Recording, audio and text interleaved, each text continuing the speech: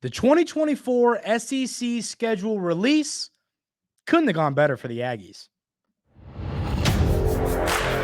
You are Locked On Aggies, your daily podcast on the Texas A&M Aggies. Part of the Locked On Podcast Network, your team every day.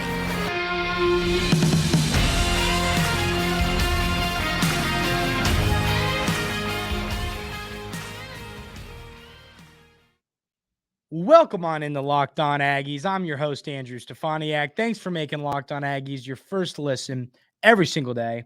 Today's episode is brought to you by Bird Dogs.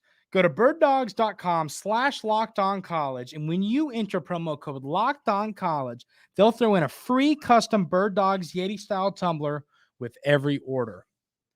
What a day to be an Aggie fan. There's so much to talk about on this show today. I don't know how we're going to do it.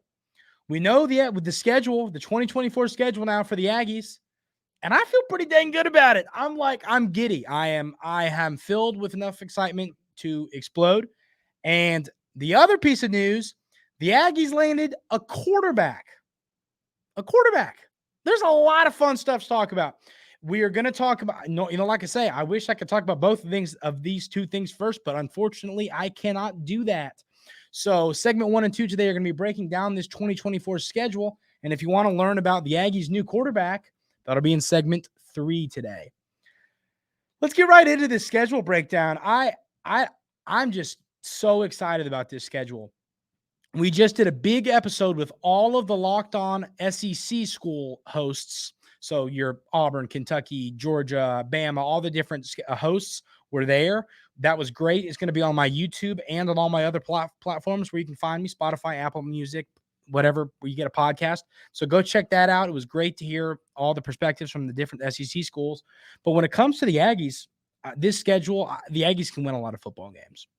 Let's go through it real quick. Home games: LSU, Texas, Missouri, New Mexico State, Notre Dame, McNeese, and Bowling Green. So those are the home games. Of course, those are the non-conference games as well. Neutral site, you've got the Hogs, Arkansas to neutral site.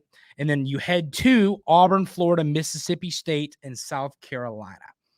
So this schedule to be, the reason to be excited about it is because your 3 hardest games on the schedule, LSU, Texas, and Notre Dame, are all going to be played at Kyle Field. So you don't have to go play a game away that I'm super concerned about. Now, I've been high on Auburn. I think they could have a good year. I think they could develop under Coach Freeze in 2024. That's an away game. You have to go to the Swamp, but I mean, what all is going on at the Swamp right now? Not much. It's just you kind of feel good about this schedule so far. I mean, you break this down, and the 2 keys here for me, the 2 keys to remember. First, you avoid Georgia and Bama, which couldn't have gone better. You get the Lone Star Showdown is back, which is I'm really excited. That was leaked this morning. We found out that this rivalry is back. We know that this game's going to be back. We know that the Aggies are going to be playing their rival Texas. That game's going to be in Kyle Field. What's the best part about that is, you invite your rival to your conference. They come meet you in the SEC. Haven't played them since the Aggies joined the conference, of course. And this game in Kyle Field, that's just going to be a fun one. Goodness, that's going to be a fun one. Of course, I'm high on the Aggies this year. I've seen some preseason rankings that have the Aggies like 18th and the Longhorns 5th. It's gonna be a real deal. It's gonna be a real deal showdown, not just the name of the rivalry. It's gonna be a good game, and it's gonna to get a ticket to Kyle Field for that game, I would do anything. I'm really looking forward to that game.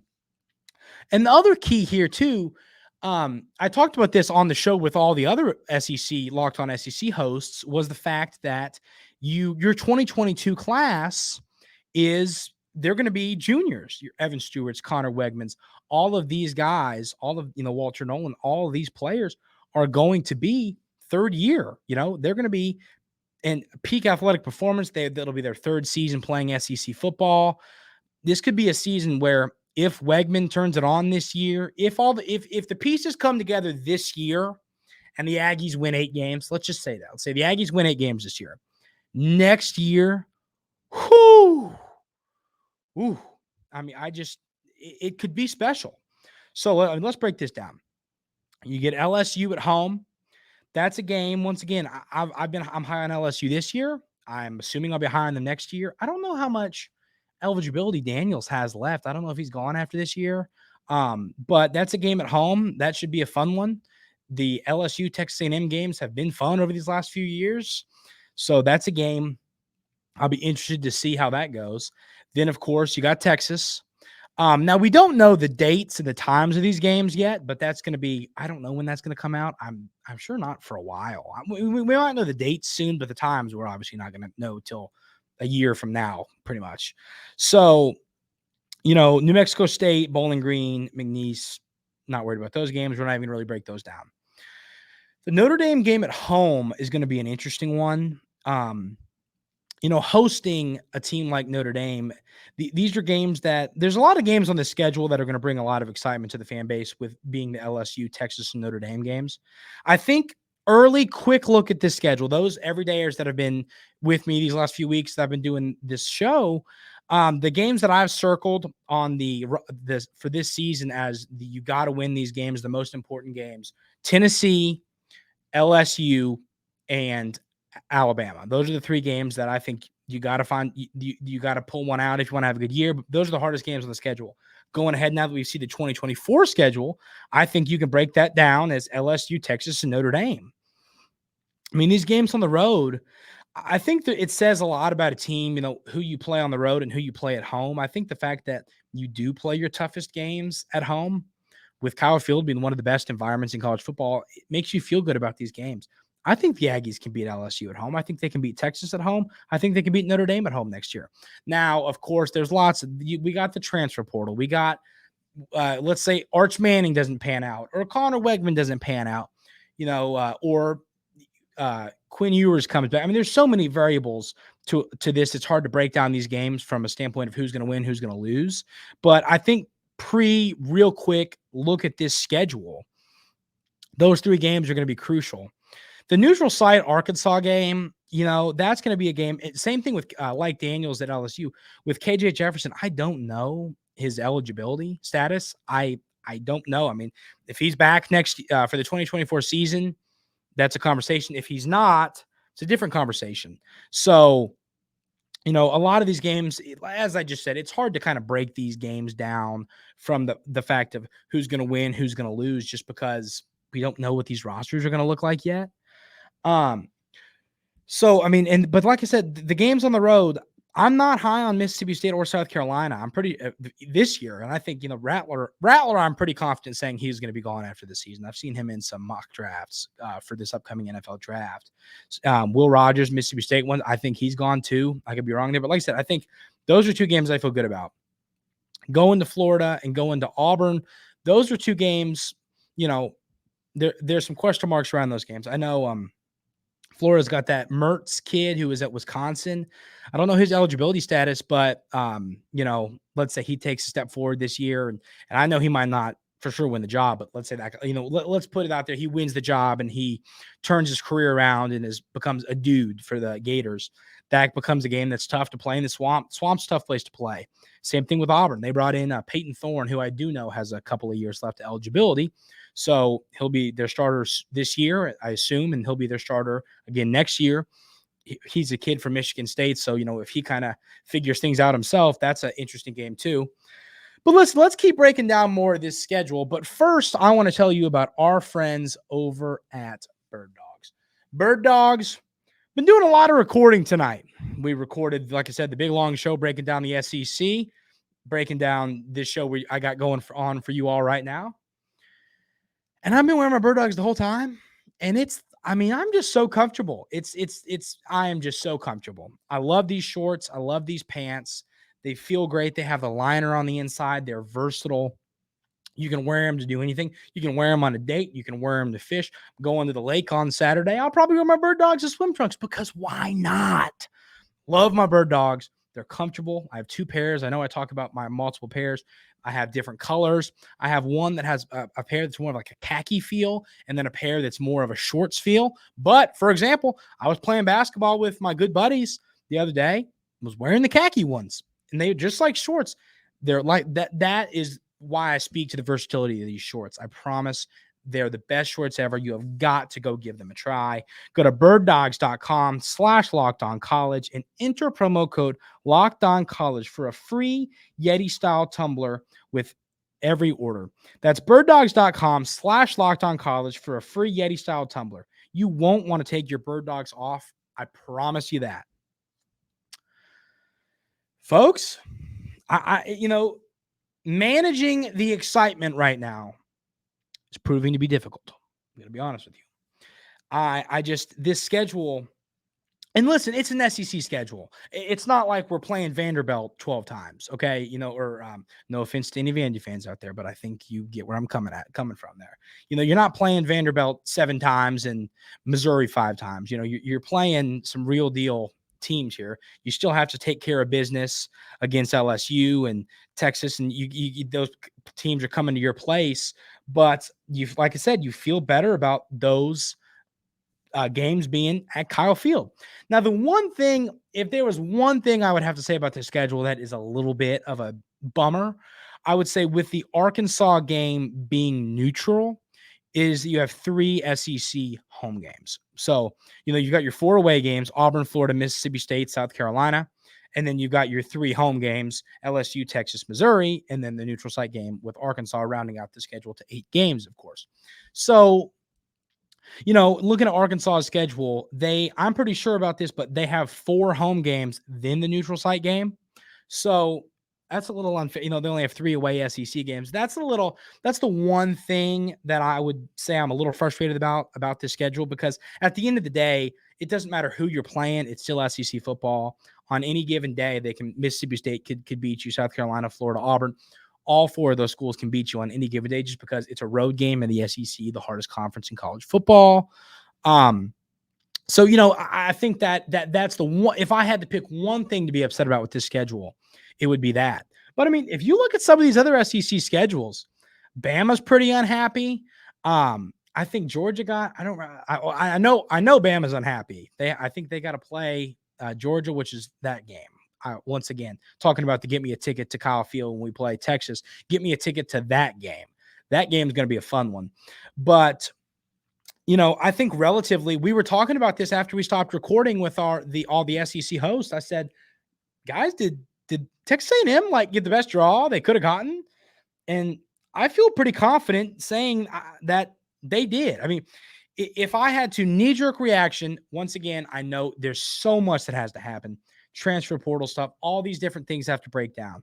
But if I had to look at this schedule right now, I could go New Mexico State's a win, Bowling Green's a win, McNeese is a win, Missouri at home is a win, South Carolina away's a win, and Mississippi State's a win. I think those 6 games, I feel you could argue South Carolina and Mississippi State are toss-ups. I've talked about how high I am on South Carolina in the future, but I do think they're a little ways away. I think the recruiting has to continue to get better and better and better, and I don't think it's quite there yet. But I feel pretty confident saying that. And then you got your, Auburn and Florida are games. Texas A&M is going to be a better roster. If they were at home, I would pretty much chop it down as a dub. With them being on the road, it's a little bit more of a toss-up than if it was a game playing at Kyle Field. But I mean, I think LSU, Texas, and Notre Dame at home, the Aggies are going to win one of those 3 games. And it's kind of like what we've talked about with this year's schedule with the Tennessee, LSU, and Bama games. If you win one of those 3 games this year for the 2023 schedule, the 9-3 becomes a realistic possibility. 9-3, you win one of those 3 games this season against LSU, Tennessee, and Bama. Let's say you knock off Tennessee at their place, right? That gives you wiggle room to drop a game against an Auburn or an Arkansas or Miami and still go 9-3.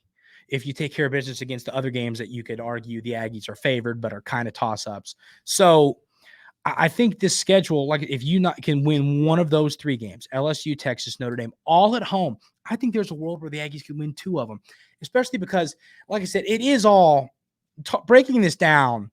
It doesn't really matter. Everything I'm saying right now could be completely and utterly irrelevant in 7 months. Connor Wegman could not pan out. Connor Wegman could be a Heisman finalist. We don't know what's going to happen yet. But if these things do happen, if this offensive line develops into who we think it's going to be, if the defense is as solid as many believe, if the quarterback room is good, the running backs are all young. I mean, the receiver room, you're going to lose a couple guys there, but you still got Stewart and Noah Thomas, and you got some people hopefully from the transfer portal coming in next cycle. This roster is young and this roster is talented, and it's going to be the same thing when we're sitting and talking about this time next year. So, there's a world where the Aggies can win 2 of those 3 games. I wouldn't say I'd predict it right now, but I mean, you do that. Let's, we're going to talk worst case, best case when we break this down. You talk best case. You do that. You take care of business against LSU and Notre Dame, right? And then you beat the teams I said. Mississippi State, South Carolina, McNeese, Bowling Green, Missouri, New Mexico State. That's 8 wins right there without even breaking down the Auburn and Florida games. Once again, I don't think that is going to happen. I'm not leaning towards that. If I had to put a futures bet on it right now with our friends FanDuel, I would say that the Aggies do take care of business in one of those 3 games. LSU, Texas, Notre Dame. I'm not confident to say who it's going to be, but it does seem like the Aggies pull out a big win in Kyle Field pretty much on a yearly basis. So I think they're going to win one of those games. And then it's simple as you take care of business against some of these games on the road. You beat Auburn, Florida, Mississippi State, and South Carolina. College football playoff talk is on the table, and people are going to be in the comments laughing at me, making fun of me for that statement. And that is okay. If you feel that way, clown me, make fun of me, give me a hard time. I get it. I really do get it. But I guess to sum all of this up, I don't know how you can leave this event tonight, June 14th, 2023, and not feel really good about this schedule for the upcoming season, for the 2024 season, excuse me. I don't know how you can leave that little show the SEC hosted on the SEC network and not feel great about what's to come for the Aggies. Now, you kind of have to get through this season. I've seen the people fire Jimbo, and I'm in the Jimbo's on thin ice camp. I'm not on the fire Jimbo camp. I'm on the let's see what happens this year thin ice kind of camp there. But you got to get through this year. If Jimbo gets 8 or 9 wins and survives the season, I think he'd survive with 7, especially with the schedule next year and the talent on the roster. If they survive this year, if Coach survives this season, and then you have a great season and you don't lose Coach Petrino to another job, or you don't lose, you don't lose your coaching staff to head coach positions, I think that college football playoff talks could really be on the table in 2024. And once again, don't quote me on this, but I'm 99% sure that that's when the 12-team playoff is going to be in effect. I'll have to double check on that. I'll leave that in the comments. But I mean, if that's the case, if it's a 12-team playoff, my confidence level goes through the roof on the Aggies making that, just thanks to this schedule. So, I mean, everybody, let me know your thoughts on the schedule in the comment. Look at some other teams' schedules. Let me know where do the Aggies compare? Do the Aggies have the easiest schedule of those draws? I feel pretty confident that they do. I feel pretty confident the Aggies, definitely the easiest 3. I think Arkansas got a pretty good draw too. There's some, you could break that down, but everybody let me know in the comments what you think about the schedule. I'm excited. I know I'm sunshine pumping, but I mean, it was just the first thing I thought when I saw the schedule was I'm really confident about 2024. So everybody, please let me know your thoughts on this schedule in the comments. I'm curious to see what you all think. Now let's talk about new Aggie quarterback commit Miles O'Neal.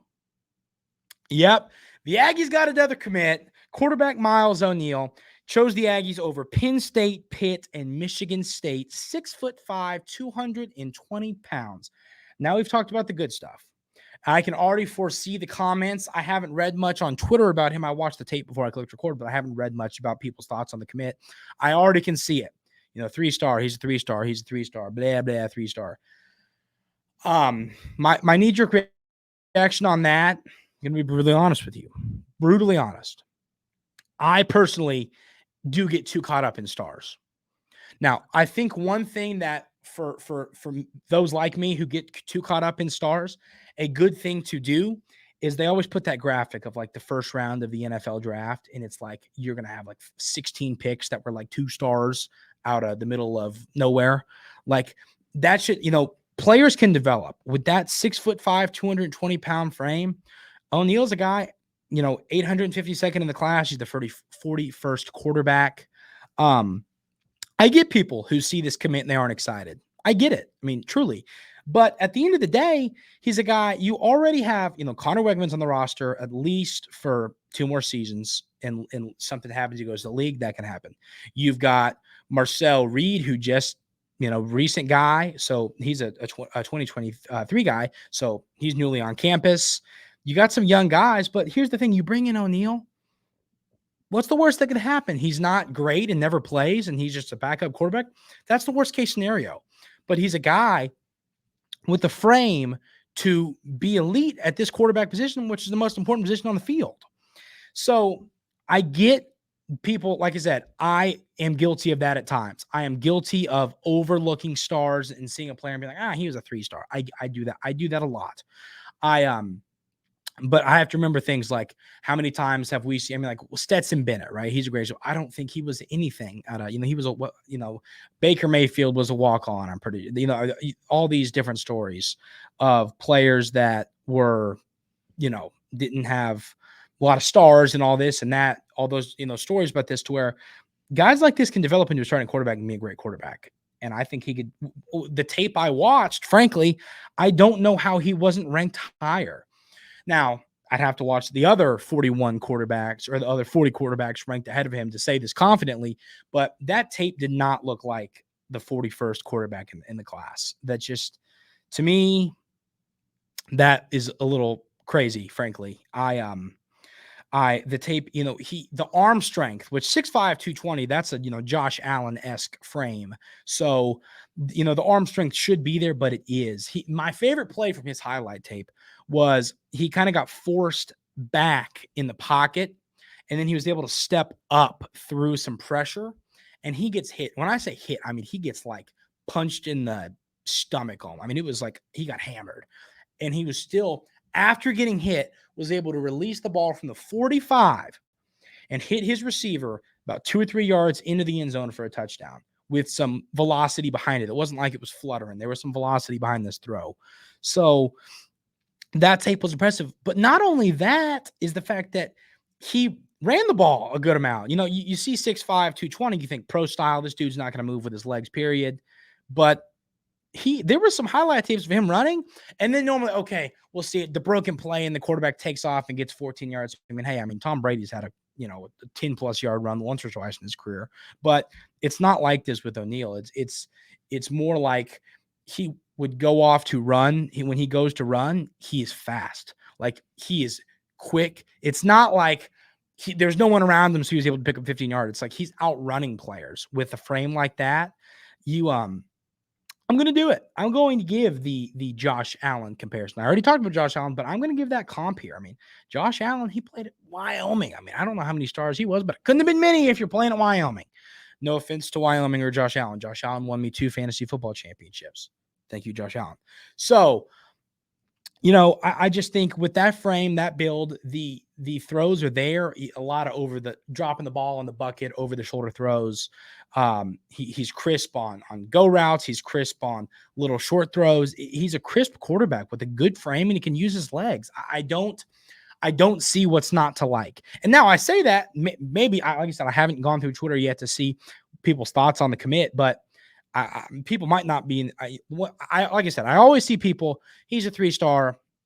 I'm sure there's going to be some of that, but I'm hoping to see some positivity, because I really do believe this is a guy who can come in and really help this football team and be a guy that, after Reed and Wegman and they're all gone, is a guy, maybe if he develops right with that frame, picks up a little bit more accuracy and uses his cannon for an arm, and becomes the Aggie starter in, 2026, 7, whatever it ends up being.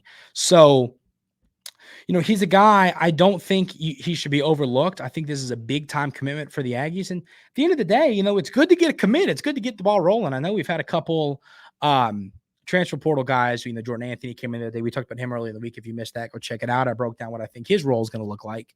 But there's been there hasn't been a good old high school commit in a little while. So it feels good to see that, especially a quarterback, because goodness, it's fun to talk about quarterbacks.